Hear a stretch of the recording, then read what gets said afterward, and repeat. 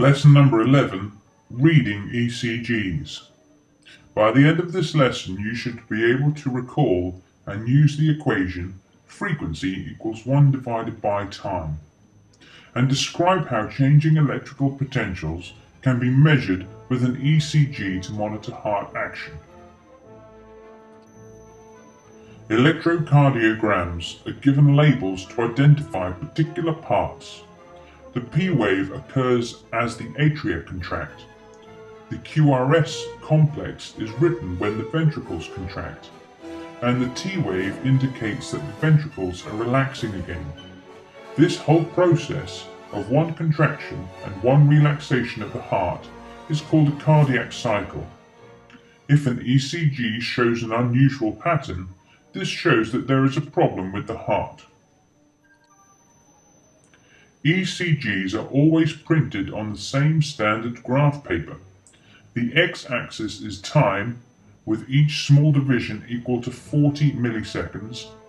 The large box is therefore 200 milliseconds or 0.2 seconds.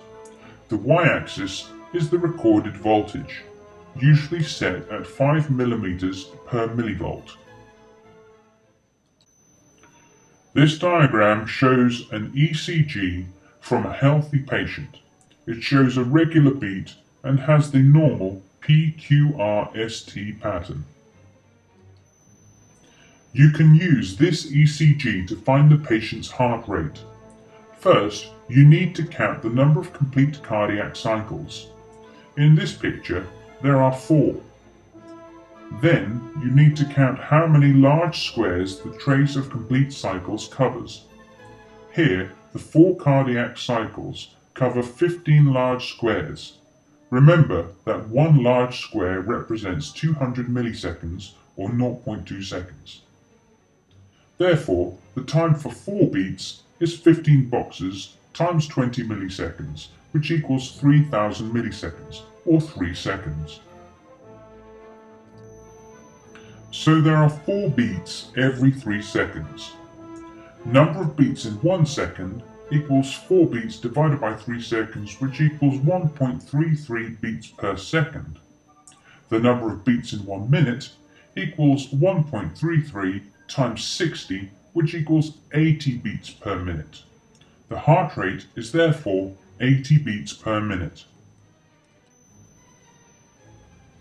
Frequency is defined as the number of cycles per second.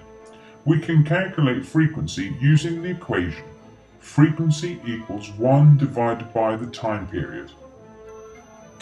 Looking at the same ECG, the length of one cardiac cycle can be taken as the distance from the top of one P wave to the top of the next P wave.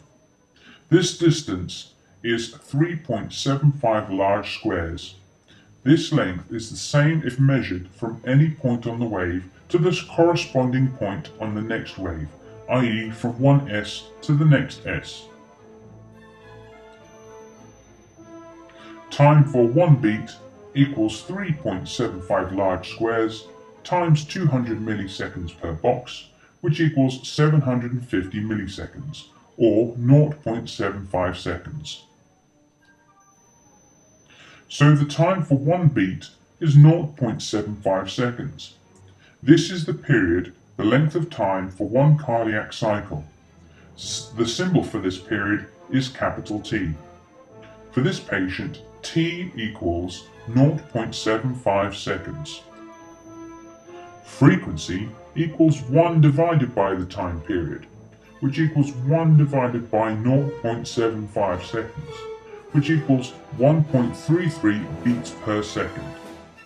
Note that 1.33 beats per second is the same as 80 beats per minute.